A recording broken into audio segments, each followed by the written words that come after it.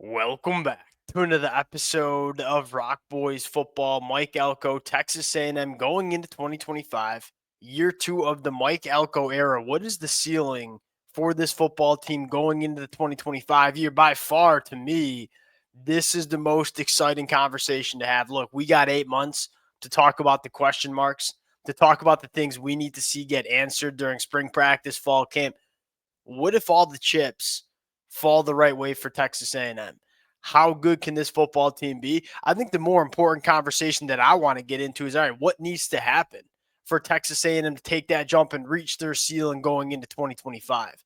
Now, when I was getting ready, kind of prepping some of the ideas that I wanted to talk about during this episode, you start working your way through the depth chart. You start looking at the strengths and the weaknesses of this football team going into 2025. I'm going to start out broad here. Mike Elko and Texas A&M went 8-5 in the 2024 year. Obviously struggled down the stretch, but at points in the season, we're playing some really good football. Does Texas A&M get better at every single position group outside of the defensive line going into 2025? I think that's a very realistic claim to make, where it's not necessarily like you made some transfer portal additions at certain spots, but you're just getting a lot of continuity, a lot of returning production, and quite frankly, a lot of development. If there was one really big positive takeaway that I had from Texas A&M, a unit like that offensive line, it wasn't necessarily a ton of new faces, but it was just guys getting better as football players. And you look at that going into 2025, pretty much returning the whole offensive line. There are a lot of position groups on this football team that you look at and say, yeah, that should get even better going into the 2025 year. So year one for Mike Elko, 8-5, that is certainly not a bad start to his tenure. You start looking at 2025 and say, look, things could get better going into the 2025 year. Now, what needs to happen for Texas A&M to take that step? That's what I want to get into over the next couple of minutes. Before we get into it, as always, Texas A&M fans, let it fly in the comment section whether you got a problem with the depth chart, which I think is fascinating. Like, I invite you guys to give your feedback on the depth chart because I learn a ton from you guys. It's really fun talking about the position battles we are going to see. Appreciate you guys rocking with it. If y'all do enjoy the content, consider subscribing to the channel. Without further ado, let's get into it. You start talking about the ceiling for this Texas A&M team. You have to start at the quarterback position. Marcel Reed, the guy going into 2025. Here are a few things that make me optimistic about Marcel Reed. And for the Texas A&M fans who've been rocking with the fellas, y'all kind of know I'm a Marcel Reed believer. Look, he's going into year two as a starting quarterback. His first full offseason being the guy leading this offense. I think it's important for all of us to remember, hey, Connor Wigman was the guy all offseason. They were building this offense around Connor Wigman, not Marcel Reed. That's certainly going to help the development. I think, secondly, he's going year two with the same offensive coordinator and Coach Colin Klein. And I think, thirdly, significantly better pass catchers around him. This feels very similar to Cade Klubnik going into the 2024 year, where Cade back in 2023 for Clemson, he struggled, wasn't necessarily the 5-star that a lot of people thought he was coming out of high school. You go into his second year starting, it was year two with an OC. It was year two as a starter.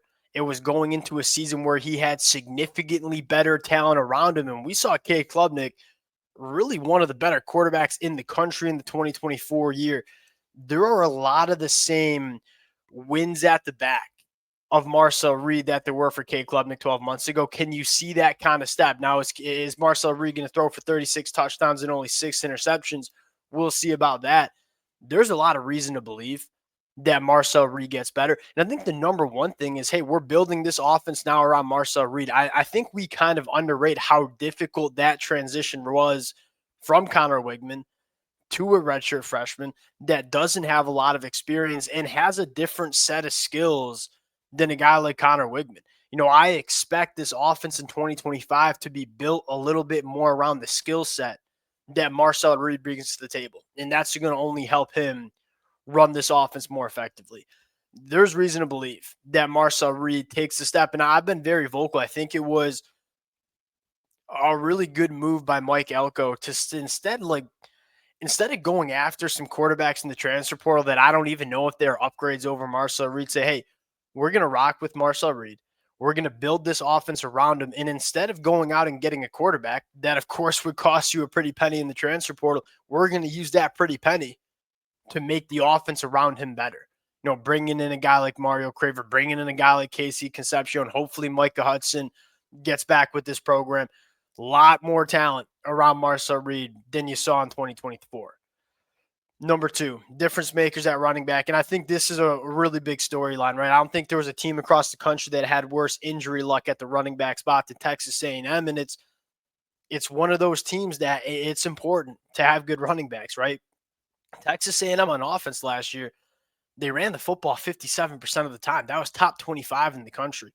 This is an offense that wants to run the football and run the football a lot. And when you do want to run the football a lot, it's important to have difference makers in the backfield. And, Reuben Owens goes down in the preseason. Le'Veon Moss goes down during the season.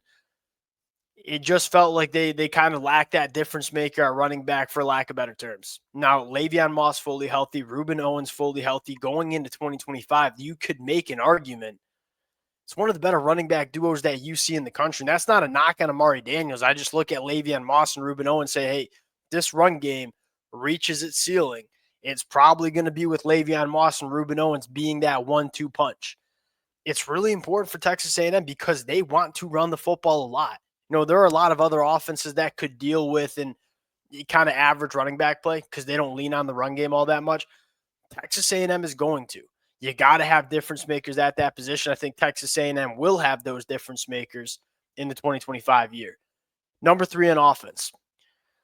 The offensive line emerges as a strength of the team. And I think you could argue that this might have taken place in the 2024 year. If there's one massive takeaway that I had from the 2024 year, I have a ton of confidence in terms of Mike Elko, Adam Cushing getting the best out of this offensive line unit. Because it got better it got significantly better from 2023 to 2024. What happens if they take another step in 2025? And that step very well could take place because you're seeing this unit get better. More importantly, the continuity. This is an offensive line that they're now all going to be playing together. Pretty much all of them played together in 2024. Now they're going into 2025 with a lot of continuity, which is a sneaky, really important aspect of good offensive lines. You look at all the best offensive lines that we saw in the country in 2024, a lot of those units, they're not built in the transfer portal. They're built over time developing together. Texas A&M kind of has that going into 2025 with Adam Cushing, who I really do trust maximizing this offensive line. On the defensive side of the football, this is probably the biggest storyline, and we might have some storylines to talk about with Texas A&M and all the rumors you see about Jay Bateman. It felt like a unit that just didn't get maximized last year. It wasn't a bad defense, but it was a defense that we looked on paper and said that this could be a top 10, top 15 unit in the country. They didn't play like that. What needs to happen? I think by far the biggest question mark really for this Texas A&M team is, what does it look like on the defensive line where you replace a lot of good football players? I think the biggest storyline here is DJ Hicks becoming that guy. Because I look at the edge and say, all right, Rylan Kennedy, Cassius Howell coming back. Love those two. You bring in Deion Hayes. You bring in TJ Searcy. You bring in Sam Mpemba. Look at the edge position and say, we feel pretty good. I think the biggest question mark we have is, what does the inside of the defensive line look like, not only from a talent standpoint, but from a depth standpoint as well.